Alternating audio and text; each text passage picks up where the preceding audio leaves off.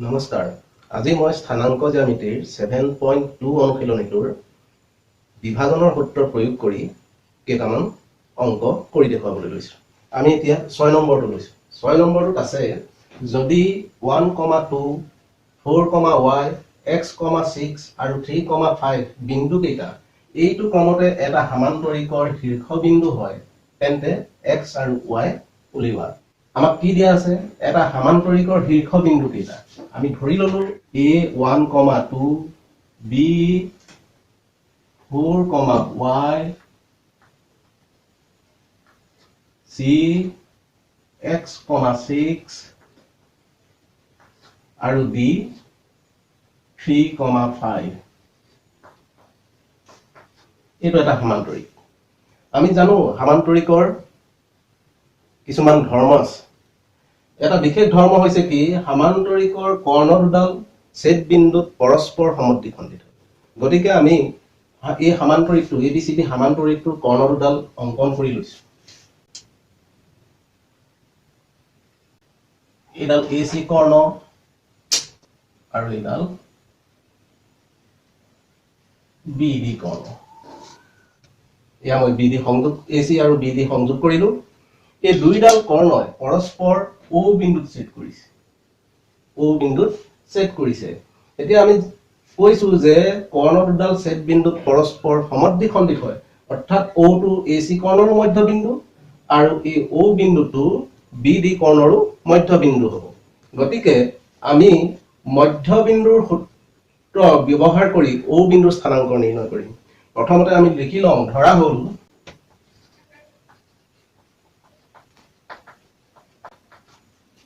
A1,2 B4,y C x,6 আৰু D 3,5 ABCD সমান্তৰিকৰ শীৰ্ষবিন্দু। ABCD সমান্তৰিকৰ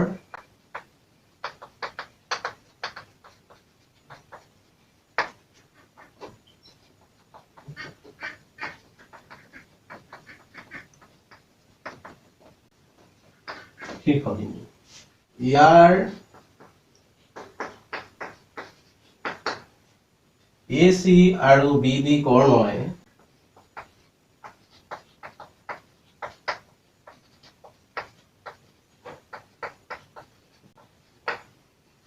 পৰস্পৰ O বিন্দুত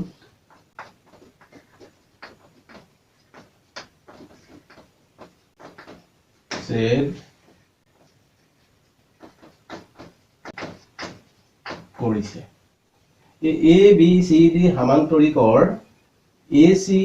আৰু BD কৰ্ণই পৰস্পৰ O বিন্দুত ছেদ কৰিছে। এই O বিন্দুটো AC কৰ্ণৰো মধ্যবিন্দু আৰু BD কৰ্ণৰো মধ্যবিন্দু। সেয়েহে আমি দেখিব পাৰো ACৰ মধ্যবিন্দু Oৰ স্থানাংক ACৰ মধ্যবিন্দু Oৰ স্থানাংক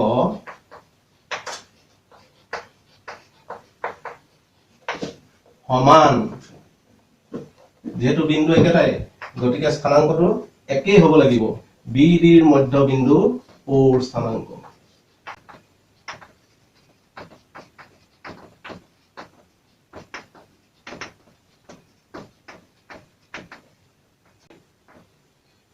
এতিয়া আমাৰ মধ্যবিন্দুৰ স্থানাংক নিৰ্ণয় কৰা সূত্ৰটো আছিল কি x is equal to x1 plus x2 divided by 2, y is equal to y1 plus y2 divided by 2। এই সূত্ৰটো ব্যৱহাৰ কৰি আমি এতিয়া মধ্যবিন্দুৰ স্থানাংক উলিয়াম, O বিন্দুৰ স্থানাংক। গতিকে মই লিখিছো ACৰ মধ্যবিন্দু Oৰ স্থানাংক ACৰ মধ্যবিন্দু Oৰ স্থানাংক হ'ব x1 plus x2 divided by 2। x স্থানাংকটো হ'ব x1 plus x2 divided by 2 অর্থাৎ 1 plus x divided by 2 এটো হবো x স্থানাঙ্ক y স্থানাঙ্কটো হবো 2 plus 6 divided by 2 2 plus 6 divided by 2 আকৌ b ৰ মধ্যবিন্দু হিচাপে ওৰ স্থানাঙ্ক হবো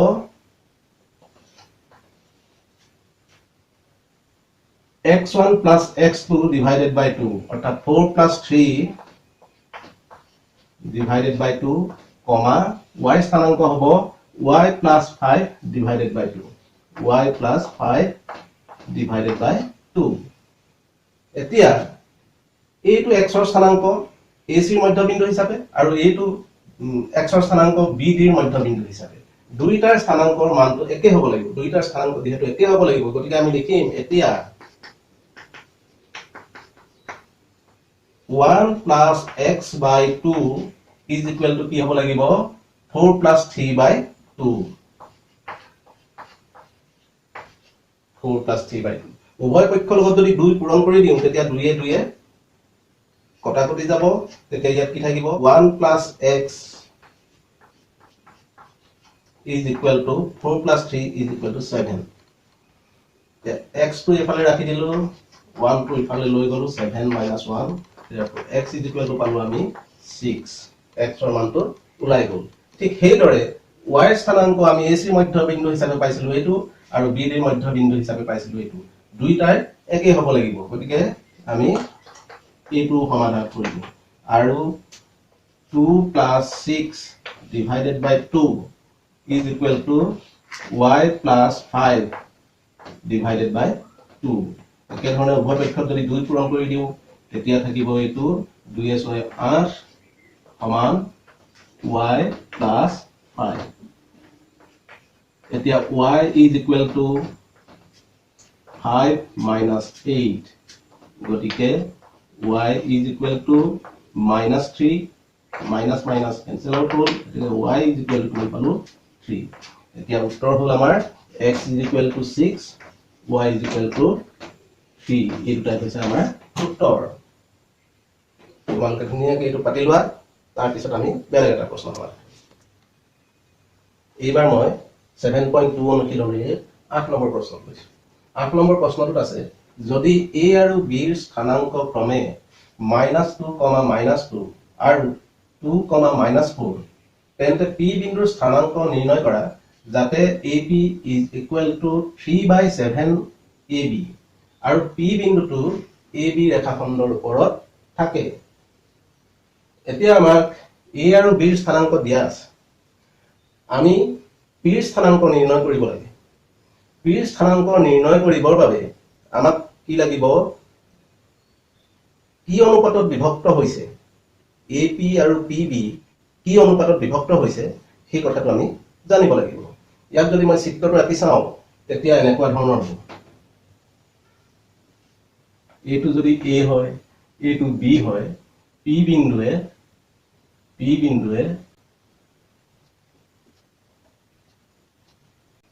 এটো কি কৈছে 7/3 অংশ 1 2 3 এইখিনি যদি p বিন্দুটো থাকে তেতিয়া হলে আমি ইয়াত মুঠতে ভাগ কেটা হল 1 2 3 4 5 6 7টা ভাগ হৈছিল তেতিয়া হলে ap is to pb আমি উলিয়াই লব পাৰো এইফালে যেহেতু 3 ভাগ আছে এটো 3 হল 3 is to এইফালে থাকিব এভাগ দুভাগ 3 ভাগ 4 ভাগ গতিকে 3 is to 4 হ'ব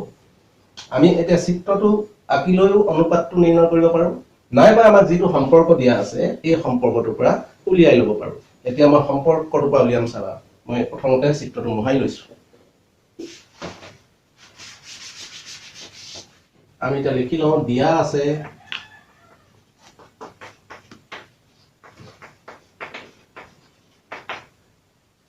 AP is equal to 3/7 of AB এতিয়া মই AB টো বাও পক্ষলৈ লৈ আহিলো AP ৰ তলত AB বহিল আৰু সোঁ পক্ষত থাকিল 3/7 এবাৰ মই অনুপাতৰ বিপৰীত ক্ৰিয়া প্ৰয়োগ কৰিছো ইয়াত কি হ'ব AB টো ওপৰলৈ লৈ গলো AB টো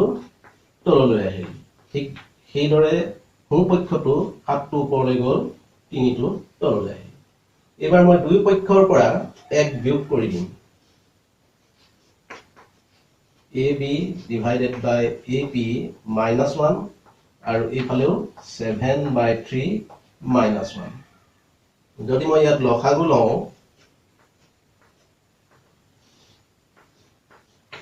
AP hall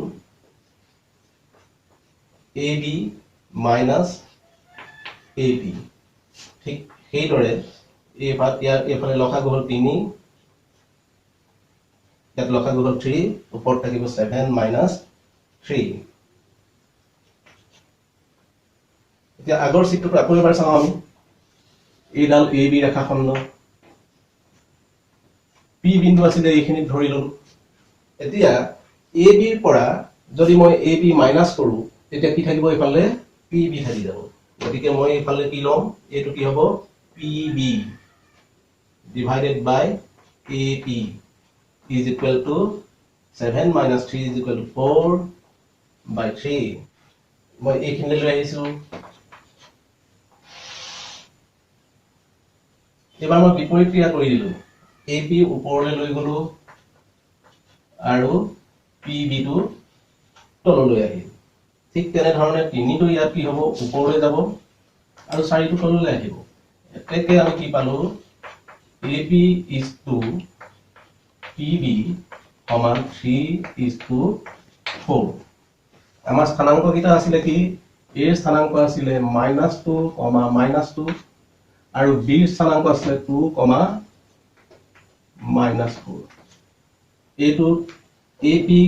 is to PB সমান 3:4 গতিকে এইটো 3 এইটো 4 এতিয়া আমি P বিন্দুৰ স্থানাংক যদি xy হলহেতেন আমি নাজানো ধৰি লৈছো xy গতিকে সোয়া P বিন্দুৰ x স্থানাংকটো কি হ'ব আমি বিভাজনৰ যেটো সূত্ৰ আছিল আমি পাইছিলো x m1 x2 plus m2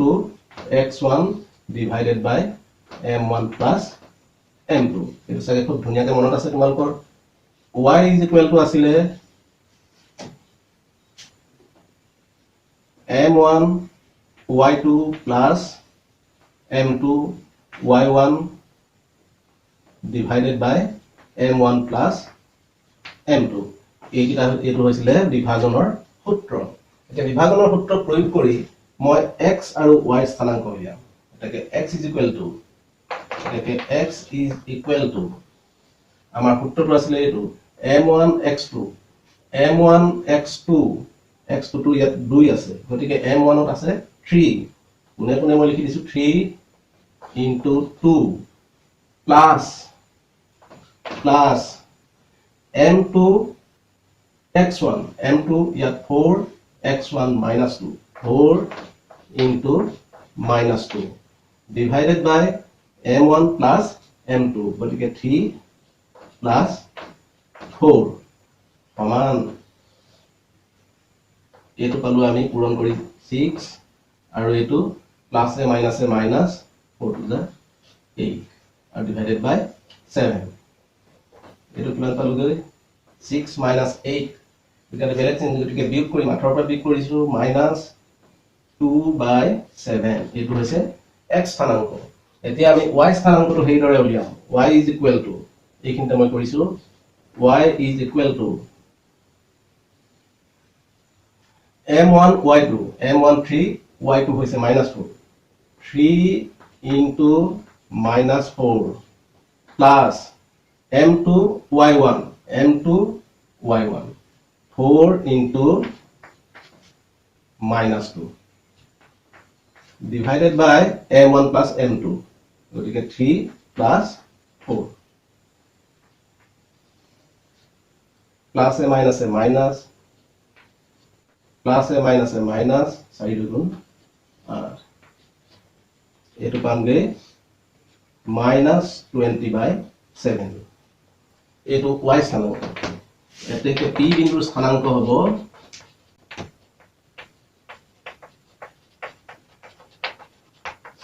-2/7, -20 বাই 7 এইটো হ'ব আমাৰ উত্তৰ ধুনীয়াকৈ বহি পাতি লোৱা তাৰ পিছতে আমি বেলেগ এটা সমাধান কৰিম এইবাৰ মই অনুশীলনী 9 নম্বৰ প্ৰশ্নটো লৈছো 9 নম্বৰ প্ৰশ্নটোত আছে a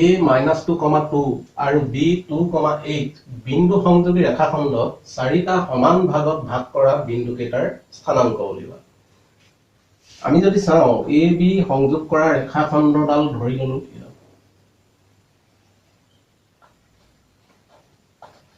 a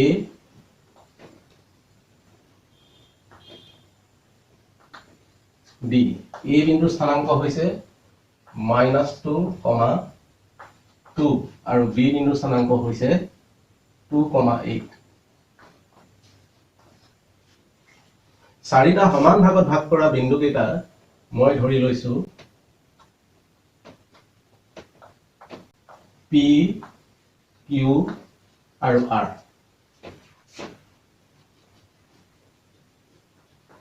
ধৰা হল a -2,2 আৰু b 2,8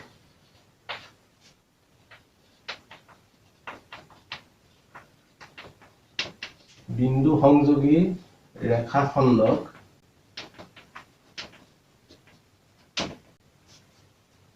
p q আৰু r বিন্দুৱে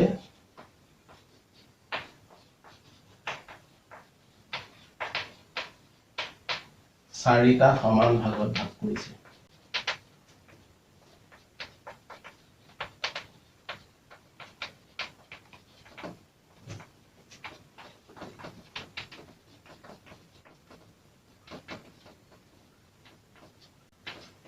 কৰিছে এতিয়া চোৱা ইয়াত AP is to PB কিমান হ'ব চোৱা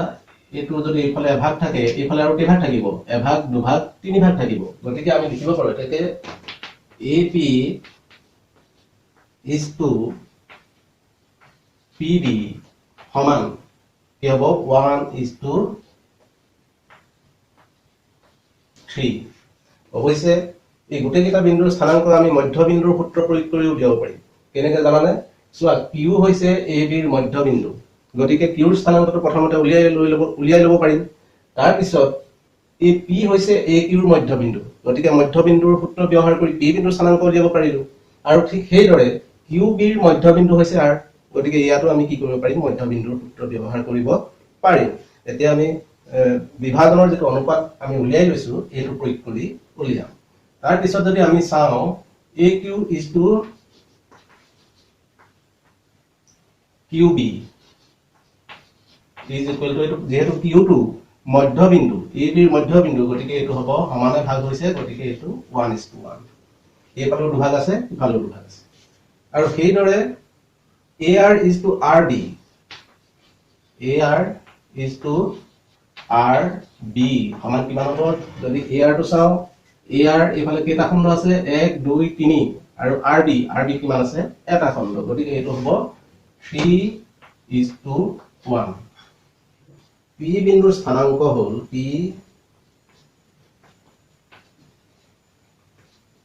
বিন্দুৰ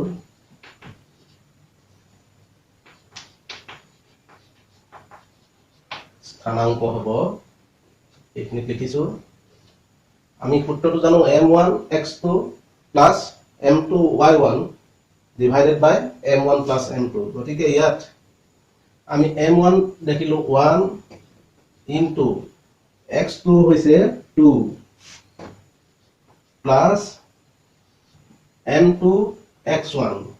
3 into -2 divided by 1 plus 3 comma y স্থানাংকটো হ'ব m1 y2 1 into y2 হৈছে 8 plus m2 y1 হৈছে 2 divided by 1 plus 3 এইটো পাম 1 2 গুণ 2 প্লাস মাইনাস মাইনাস 3 2 গুণ 6 1 যোগ 3 সমান 4 কমা 8 8 গুণ 8 যোগ 3 2 গুণ 6 আৰু এটো 4 সমান এটো পাম 2 minus 6 সমান minus 4 divided by 4 comma 8 14 divided by 4 এটো মই কটাকটি কৰিলো 1 এটো 2 2 গুণ 4 2 7 গুণ 14 গতিকে পালো গৈ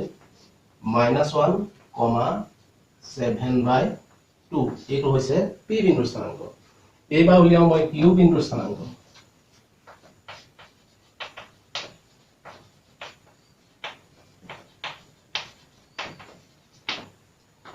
q যেহেতু মধ্যবিন্দু গতিকে মধ্যবিন্দুৰ সূত্ৰ এইফালে দেখিছো যে q বিন্দুটো ab ৰ মাজত আছে গতিকে এইফালেও দুভাগ আছে আৰু এইফালেও দুভাগ আছে গতিকে মধ্যবিন্দুৰ স্থানাংকৰ সূত্ৰটো আছিল x1 + x2 divided by 2 ইয়াত x1 হৈছে -2 plus x2 হৈছে 2 divided by 2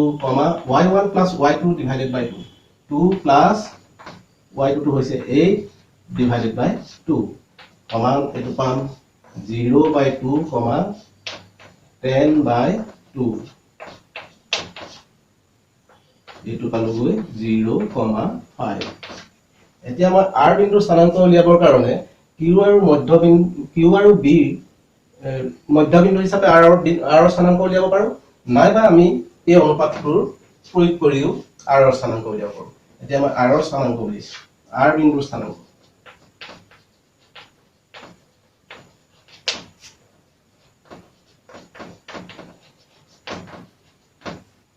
সমান m1 x2 ইয়াত m1 আছে 3 into x2 হ'ব 2 plus m2 x1 1 into x1 আছে -2 divided by m1 plus m2 3 plus 1 ঠিক তেনে ধৰণে y স্থানাংকটো যদি উলিয়াও m1 y2 3 into y2 হৈছে 8 plus m2 1 y1 ৰ মান হৈছে 2 divided by m1 plus m2 3 plus 1 এইটো পাম 6 minus plus and minus 2 by 4 comma পাম 3 8 গুণ 24 plus 1 গুণ 2 divided by 4 এইখিনি নধৰিছেগে মই এইখিনি লৈ সমান 6 minus 2 is equal to হ'ব 4 divided by 4 comma 24 plus 2 is equal to 26 divided by 4 এইটো যদি লঘিষ্ঠ আকাৰলৈ নিও তেতিয়া 1 এইটো 2 গুণ 4 আৰু 2 টাও 26 গতিকে স্থানাংকটো পালোগে কিমান 1,13 by 2 এতিয়া দেখিলো p বিন্দুৰ স্থানাংক পালো -1,7 by 2 q বিন্দুৰ স্থানাংক পালো 0,5 আৰু r বিন্দুৰ স্থানাংক পালো 1,13 by 2